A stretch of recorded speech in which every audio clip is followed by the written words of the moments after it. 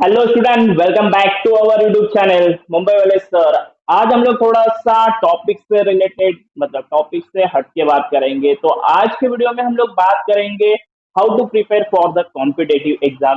जी हाँ दोस्तों, आप सब लोग कॉम्पिटेटिव एग्जाम के बारे में सुनते हो और आप में से बहुत सारे बच्चे कॉम्पिटेटिव एग्जाम देना चाहते हैं या दे रहे हैं, लेकिन उसका प्रिपरेशन किस तरह से किया जाए ये भी एक बहुत ही बड़ा क्वेश्चन मार्क रहता है। क्योंकि प्रिपरेशन अगर अच्छा रहा तो हम लोग ये जो कॉम्पिटेटिव एग्जाम है कम अटेम्प्ट में या शायद हम लोग बोल सकते हैं एकाध अटेम्प्ट में ही क्या कर सकते हैं, क्लियर कर सकते हैं। तो इसके लिए आपका प्रिपरेशन अच्छी तरह से होना बहुत ही जरूरी है। तो उसके लिए कुछ पॉइंट्स आपको बता रहा हूँ, कुछ टिप्स आपको दे रहा हूँ जिसका हेल्प आपको अच्छी तरह से हो जाएगा, जिसके जरिए आप लोग अपना कॉम्पिटेटिव एग्जाम का प्रिपरेशन एकदम अच्छी तरह से कर सकते हो। तो देखेंगे आज के वीडियो में हम लोग अपना कॉम्पिटेटिव एग्जाम का प्रिपरेशन किस तरह से किया जाएगा।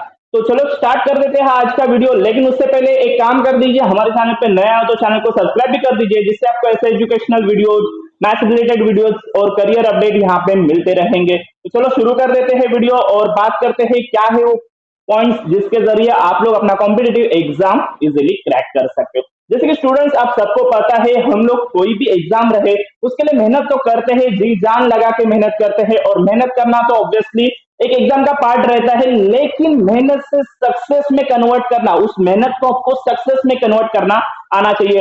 तभी उसका कुछ तो हम लोग बोल सकते हैं कुछ आउटपुट मिला या कुछ तो हम लोग ने उसमें मिला है, ऐसा बोल सकते हैं। अदरवाइज ओनली मेहनत करके कुछ मतलब नहीं है। तो मेहनत को सक्सेस में कन्वर्ट करने आपको आना चाहिए। तो उसके लिए कुछ पॉइंट्स है। तो पॉइंट नंबर वन, आपको क्या करना पड़ेगा, आपका जो स्टडी हो इफेक्टिव स्टडी रहना चाहिए। अभी इफेक्टिव स्टडी मतलब क्या? तो देखिए, हम लोग स्टडी करते हैं लेकिन वो इफेक्टिव है या नहीं ये कैसे पहचानने का? तो देखिए, आपके लिए यहाँ पे क्या रहेगा, आप लोग कितना करते हो। जैसे कि हम लोग हमेशा बोलते हैं क्वांटिटी से ज्यादा क्वालिटी पे फोकस कर दीजिए, क्वांटिटी से ज्यादा आप लोग क्वालिटी पे फोकस कर दीजिए। क्योंकि हम लोग 10 घंटा पढ़ रहे हैं या 12 घंटा पढ़ रहे हैं, इससे ज्यादा हम लोग क्या पढ़ रहे हैं और कैसे पढ़ रहे हैं ये ज्यादा मैटर करेगा।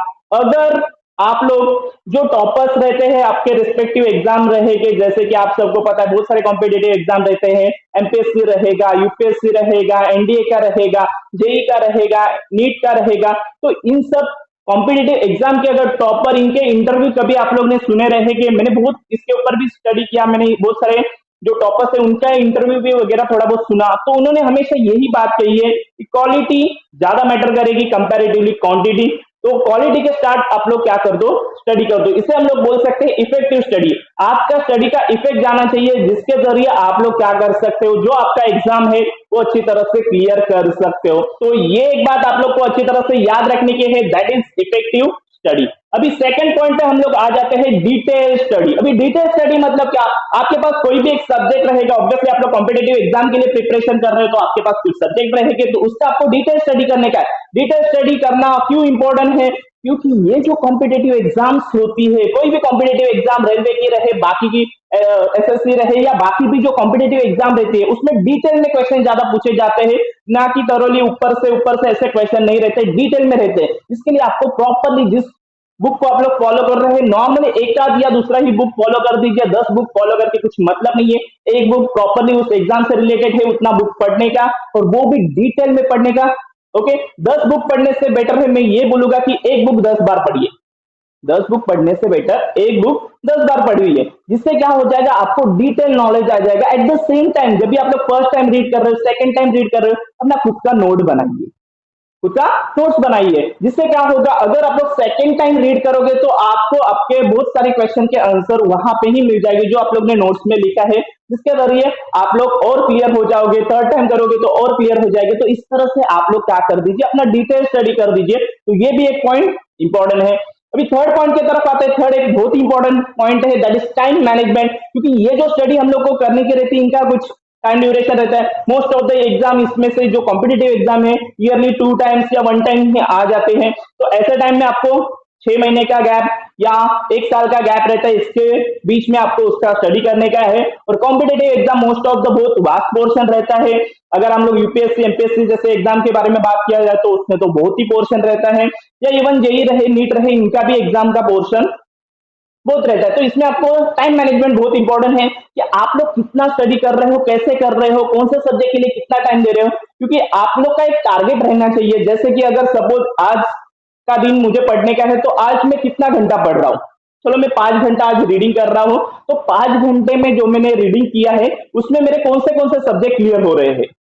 मतलब अभी ऑब्वियसली आपके कॉम्पिटेटिव एग्जाम के लिए कुछ सब्जेक्ट रहेंगे, उसमें से आपके कौन से सब्जेक्ट आप लोग रीड कर रहे हो, तो उस सब्जेक्ट को बाद में रिटर्न कब चांस मिल रहा है ये भी एक मैटर करेगा। नहीं तो आप लोग कंटिन्यू हफ्ता भर एक, क्योंकि मोस्ट ऑफ द बच्चे यही करते हैं, हफ्ता भर एक ही सब्जेक्ट लेके जाते हैं और दो, वो कंप्लीट होने के बाद सेकेंड सब्जेक्ट, देन वो कंप्लीट होने के बाद थर्ड सब्जेक्ट।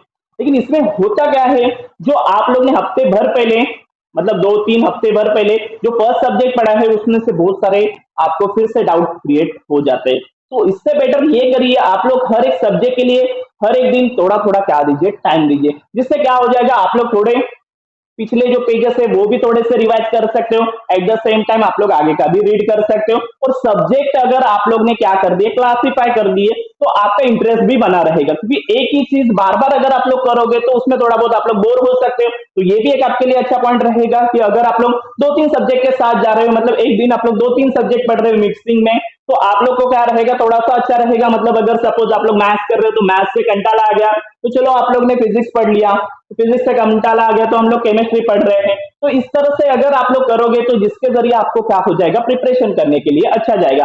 तो टाइम मैनेजमेंट आपको करना आना चाहिए, आपका जितना ड्यूरेशन है उसमें कितने चैप्टर्स है, कितने आवर्स हम लोग पढ़ सकते हैं, उन सबका एक कैलकुलेशन करिए।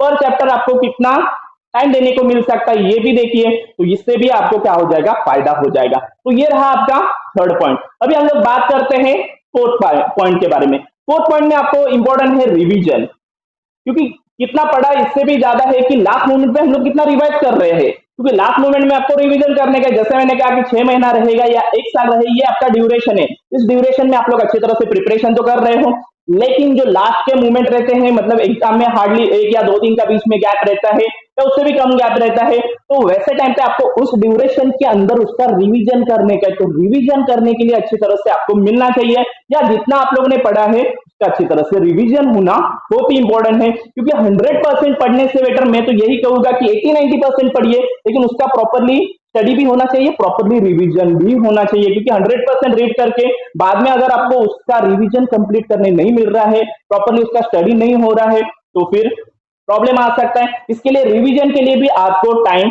देना पड़ेगा। एंड लास्ट और बहुत ही इंपॉर्टेंट पॉइंट है लास्ट में, that is solve test paper.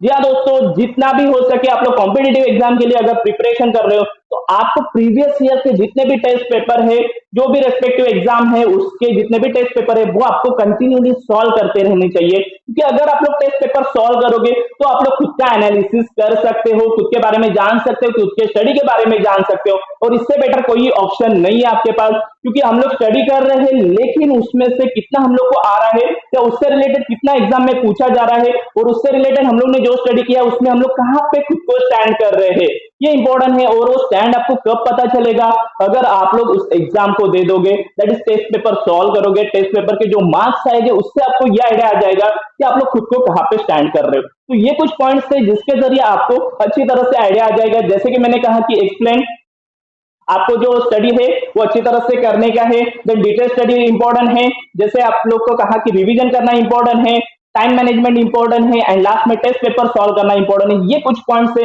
इसके जरिए अगर आप लोग प्रिपरेशन कर रहे हो तो आई थिंक कोई भी कॉम्पिटेटिव एग्जाम रहे उसमें आप लोग अच्छी तरह से स्कोर कर सकते हो। आई होप कि मैंने जो पॉइंट्स आपको बताए वो आपको समझ में आए रहेंगे और आपके लिए हेल्पफुल रहेंगे। अगर ऐसा रहेगा तो मुझे कमेंट सेक्शन में भी जरूर बताइए, और हमारे चैनल को जरूर सब्सक्राइब भी कर दीजिए। Thank you.